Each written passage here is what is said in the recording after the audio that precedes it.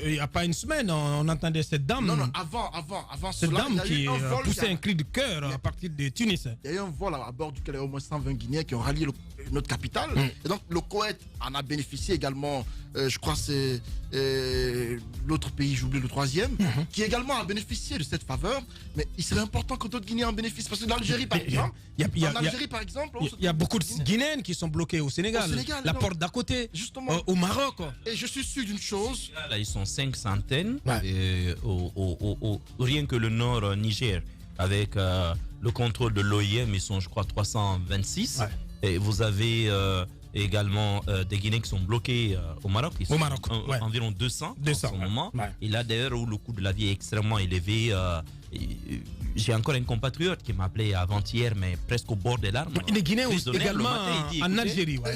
On ne nous rapatrie pas. Apparemment, actuellement, ce qui est en train de se passer, ils se font expulser dans les maisons. Donc, ils sont obligés de vivre ensemble, serrés comme dans une boîte de sardines, au moins pour ne pas laisser un Guinéen à la rue. C'est difficile. Dommage. Oui, Antoine, vous poursuivez. Ce qui présage la réouverture de nos frontières, certainement dans les jours à venir. Parce que je ne vois pas de raison pour laquelle on devrait continuer à fermer les frontières.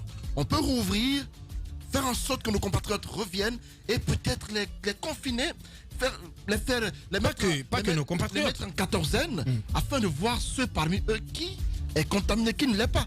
On ne peut pas continuer à les y garder, connaissant toute la tracasserie, toute la douleur qu'ils subissent en étant à l'étranger. Pour clore à Bakar Diallo. Non, de manière générale, je pense qu'il faut envisager la réouverture des frontières, mais en y mettant toute la sécurité sanitaire. Non, il faut juste les dépister. Moi, je trouve que même le confinement n'a pas de sens parce que on est carrément en face de contamination communautaire. Ça n'a plus de sens de dire les gens qui arrivent de l'étranger, il faut les enfermer dans un hôtel. Non.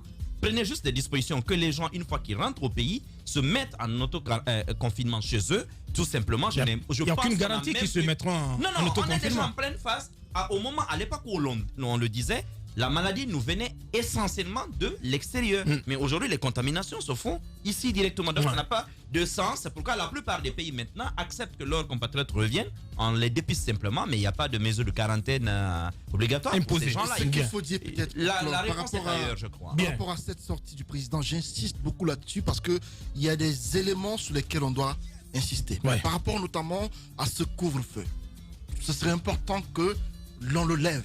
Mais non, attendez, je suis pas d'accord. Attendez que je finisse à Bakar Diallo. Les grandes gueules. Je suis pas d'accord. Attendez, on ne peut pas prolonger le couvre-feu pour un mois encore. Je vais vous dire pourquoi. Mais dites-moi par quel moyen, à ce jour, les contaminations peuvent se faire les nuits au-delà de 22h. Oui, mais... Attendez, la journée déjà, les marchés sont ouverts. Les Guinéens se frottent dans les marchés et pratiquement dans d'autres milieux publics, on se frotte. Mais les risques sont plus grands la journée que la nuit.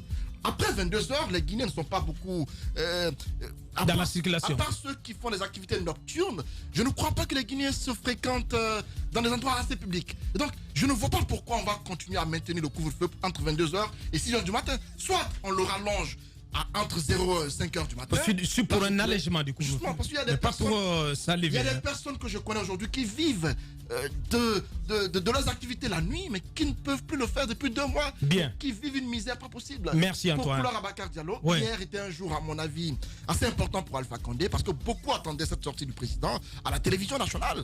Parce qu'hier, on a tous suivi des Guinéens qui avaient hâte de voir Alpha Condé, de voir comment il se portait, comment il allait. Et hier, on a suivi le président qui, après ce conseil des ministres, a décoré à titre posthume l'ambassadeur des États-Unis qui est mort récemment. Mais on a vu un président tout de même qui, dans ses propos, avait l'air nonchalant. Mais non, attends, quand même. Pourquoi vous refusez carrément? Mais non, mais attends, mais c'est un monsieur, mais il a dit qu'il se porte comme un charme. Attendez. Et ça se voit quand même, Antoine. Bakar Diallo, personnellement, c'est ce que je... Laissez-moi y aller. Personnellement, c'est que j'observe. Non, mais c'est que j'observe. Mais il se porte très bien. Il a l'air très bien, Mohamed. Alpha Condé. Mais non, mais je ne suis pas médecin. Si vous avez d'autres informations personnellement de ce que j'observe, Bakar Diallo, voilà. Je ne dis pas qu'il est malade. J'ai dit qu'Alpha Condé... Non, mais tu insistes depuis hier. Mais attendez, lorsque nous connaissons... À cette allure, tu vas dire que le président est Mastaboro 2020. Bon, je ne l'ai jamais dit. Je ne le dirai jamais.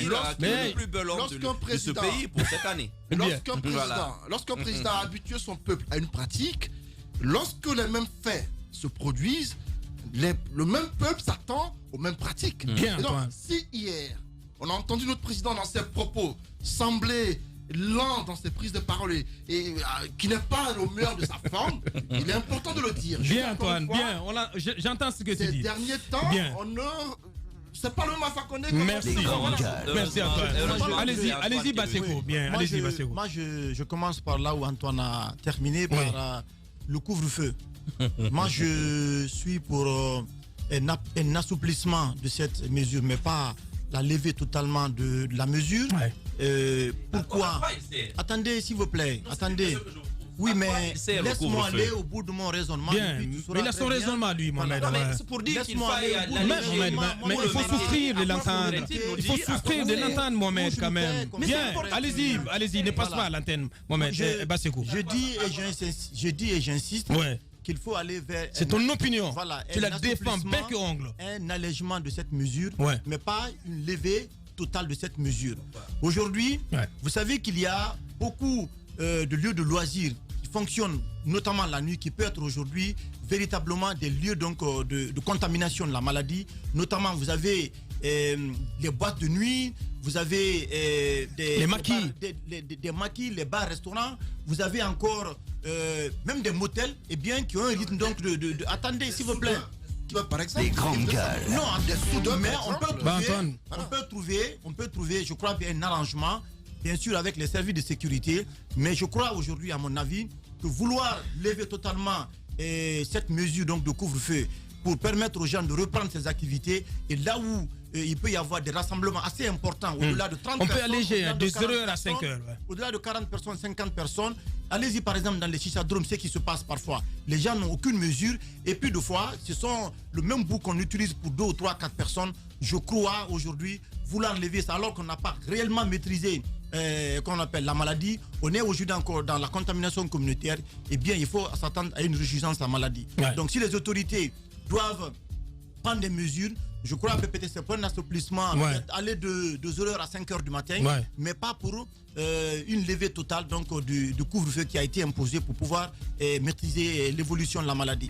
Ensuite, par rapport aux vols commerciaux, par rapport à une possible ouverture peut-être de l'aéroport de Conakry. Jusque-là, je crois que l'aéroport international de Conakry, comme d'autres aéroports, continue de recevoir des vols à caractère humanitaire. Je crois que la Guinée ne peut pas s'isoler du monde entier. Aujourd'hui, il y a les pays qui ont été les pays les plus touchés comme l'Espagne, l'Italie. La vie a commencé à reprendre de ce côté. Je crois bien, selon les estimations d'une certaine agence, le continent africain, ce sont des milliers d'emplois aujourd'hui qui sont en jeu parce que tout simplement, le trafic aérien est totalement coupé. Donc, il y a ça, c'est un aspect qui est important. Une réouverture est possible, mais il faut que des dispositions soient prises. Parce que les mesures que nous sommes en train de prendre maintenant là, du côté de l'aéroport pour reprendre le trafic, si ces mêmes mesures avaient été respectées au début, je crois qu'on ne serait pas là aujourd'hui. Les journalistes se sont évertués. Au même moment, il faut craindre quand même une explosion de la maladie parce qu'il y a une agence, comme tu le disais, qui a estimé que l'Afrique a mis 2 ou 3 mois pour atteindre la barre des 100 000 contaminations et n'a mis que quelques semaines pour atteindre les 200 000 cas. Il faut faire attention. Oui, c'est pour cette raison, Bakar Diallo, les autorités guinéennes doivent être suffisamment responsables en matière de prise de décision concernant la réouverture de notre aéroport. Mais c'est ce qu'elles essaient de faire. Attendez, c'est facile de dire, mais dans l'application, il peut y avoir des problèmes. Vous le savez, au mois de février ici, nous sommes évertués ici, tous les médias, les journalistes, nous sommes évertués à dire à ce gouvernement, prenez les dispositions pour faire... Au niveau de l'aéroport de Conakry. Mais ils ne nous ont pas écoutés. Il y a eu maintenant des cas en provenance des pays qui ont été véritablement touchés notamment de la France, notamment la France, l'Espagne, la Chine. Après, on s'est retrouvés avec des nombres assez élevés. Donc aujourd'hui, aller vers une ouverture, il faut le faire en fonction de l'évolution de la maladie. Comme l'a suggéré peut-être le conseil scientifique donc, qui a été mis sur pied, mais aussi en fonction aussi de la réalité, parce que la Guinée a besoin, à mon avis, de s'ouvrir au monde entier. Ensuite, dans le conseil des ministres, il y a un élément important qui a été dit. On dit qu'on va passer désormais on va passer, je crois bien, à la barre de 100 000 dépistages rapides. Je pense que... On doit plutôt recevoir des kits. Des 100 000 kits de tests rapides. Voilà, de tests rapides. Je crois qu'il faut aller vers les tests. Je crois qu'il faut aller vers les tests rapides parce que ça permet de connaître le statut donc virologique, virologique. Et puis ça permet aussi d'isoler d'isoler donc les cas contacts et bien entendu avec cette volonté de c'est une très bonne démarche par contre. Donc il a décidé d'aller vers ce micro-cerclage, mais aussi de cibler 3200 familles au niveau de Conakry à l'intérieur du pays pour voir ce qui va être fait concrètement. Merci Basseko. Allez-y Mohamed pour clore sur ce sujet. Alors je ne vais plus revenir sur les points que vous avez soulevés, mais moi j'ai une grosse inquiétude.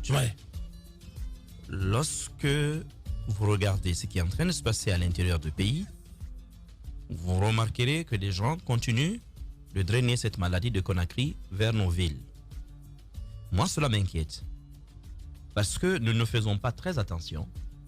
Mais la population, si la population de nos grandes villes est généralement jeune, dans nos campagnes, la population est nettement moins jeune. Qui d'entre nous n'a pas un père, un grand-père, un oncle vieux au village? Je ne sais pas si on fait vraiment attention à cela. C'est-à-dire que le gouvernement aurait dû, et on n'a pas cessé de le dire, fermer hermétiquement cette ville. Autoriser les cas de déplacement vraiment nécessaires. Mais les autres y mettre fin. Vous avez vu ce travail formidable que nos amis de l'AB ont abattu avec ce barrage sanitaire du côté de Garambe. En l'espace de quelques semaines, ils étaient déjà à près de 2500 cas d'entrée à un seul barrage, un seul point d'entrée. Mais aujourd'hui, vous avez vu, il y a des villes qui sont frappées de plein fouet. Et hier, par exemple, hier soir, on m'informait que du côté de Kindia, il y avait un cas, je crois, un Comorien qui avait été testé positif, je crois. Mamou également a enregistré son premier cas positif. Son premier cas. À Samilia, par exemple. Mais ce qui est bizarre, c'est que on n'a pas pris soin de confiner la cité. Alors que le monsieur a été contrôlé positif. Donc, il y a des négligences comme ça, parfois, que j'appellerais coupables. Et de l'autre côté, vous avez quand même des annonces fortes. Il faut vaincre cette maladie en 60 jours et tout. Même si, en écoutant les experts, on sait que nous allons véritablement vers une décrue, de manière même naturelle. Mais il ne faut pas aussi oublier, qu'un calendrier électoral, donc politique, peut sous-tendre ce gros déploiement maintenant de moyens. On a l'impression que c'est maintenant que le président se réveille, que le gouvernement se réveille. On veut vaincre cette maladie avant septembre. Parce qu'en septembre, on tient Choco à ouvrir la campagne, électorale à la présidentielle. Ça, il ne faut pas l'oublier. Donc, moi, personnellement, depuis un certain temps, je me méfie carrément même des statistiques officielles. Parce qu'il y a la réalité que nous pouvons constater, il y a les chiffres annoncés, mais nous sommes dans un pays qui tourne un peu à la manière des pays communistes où on n'est pas à l'abri, je ne dis pas de chiffres trafiqués, mais d'une manipulation quand même des chiffres. Vous savez que le vrai problème que la Guinée a connu avec cette épidémie, c'est que la gestion a rarement été médicale. On le sait tous. Même des médecins nous l'ont confié. La gestion a toujours été politique. Les mesures sont annoncées, des mesures parfois sont recommandées, elles ne sont pas prises. Mais maintenant qu'on est en train de foncer tout droit vers le mois de septembre, les choses vont s'accélérer. Et qu'est-ce qui nous prouve que la contamination communautaire n'est pas en train de créer l'hécatombe quelque part dans la ville? J'ai attiré par exemple l'attention du gouvernorat sur un fait. Beaucoup de citoyens ont remarqué que depuis mars, il y a de plus en plus d'enterrements. Observez-le dans les quartiers, ceux qui sont à l'entour des cimetières. Moi j'ai dit, ce n'est pas scientifique peut-être mon observation, mais c'est pas compliqué. Le gouvernement de la ville de Conakry par exemple, et où le gouvernorat dispose de moyens de remontée d'informations extrêmement performants. Parce qu'ils ont les chefs de quartier, des chefs de secteur, des chefs de grains, tout cela jusque dans les familles. Mais qu'on fasse un maillage pour observer ce phénomène. S'il y a une augmentation, si vous voulez, assez curieuse ou en tout cas inexpliquée, ce serait important en ce moment-là que l'ANSS, mais surtout le comité scientifique, soit alerté sur la question pour comprendre qu'est-ce qui est en train de se passer. Parce que ne l'oublions pas, le Covid est en train de prendre complètement toute notre attention. Pendant ce temps, il y a cette grosse tueuse que représente le paludisme. Effectivement, le paludisme. La malaria qui tue plus que le Covid. Le monde entier est en train d'oublier la malaria, qui fait quand même plus de 400 000 morts par an. Et le gros lot, c'est chez nous en Afrique. Le gros lot, c'est chez nous en Afrique. La tuberculose tue énormément. Le sida tue énormément. Je ne sais même pas, et ce serait important peut-être qu'on se rapproche du CNLS, et puis des associations ici qui, comme je crois Asfegmassi, qui gèrent les cas des personnes séropositives. Est-ce que les stocks de sécurité sont toujours là? Peut-être on va interpeller Madame Yansane Fatou Baldé qui travaille, je crois, avec le Fonds mondial sur ce type de questions, pour comprendre est-ce qu'on a encore des stocks suffisants. Mais j'ai peur que la lutte contre le Covid ne nous ferme les yeux sur d'autres problématiques, d'autres pathologies assez dangereuses. Oui, même ici, cette maladie hydrique qui arrive chaque année pendant le choléra. Vous savez, pendant la crise d'Ebola, bizarrement, on ne parlait pas de choléra en Guinée. Pourtant, rien ne nous prouve que le choléra n'avait pas sévi à l'époque, n'avait pas aussi fait des victimes. Donc attention, il ne faudrait pas que le Covid nous empêche de vivre normalement. Le Covid nous amène à nous rappeler notre fragilité en tant qu'être humain et à tenir compte de ce qu'il faut faire et de ce qu'il ne faut pas faire actuellement. Mais cela ne doit pas nous empêcher de vivre et de faire vivre notre pays. Aujourd'hui, je vais terminer là-dessus si vous me permettez. Oui, Mohamed. Je crois qu'on va parler tout à l'heure de Simandou, mais le plus heureux dans cette histoire, ce ne sont même pas les Guinéens, c'est le gouvernement.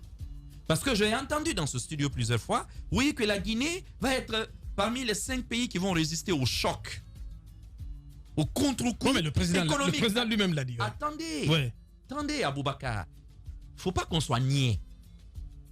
Ce que les experts disent, c'est par rapport au prix des matières premières.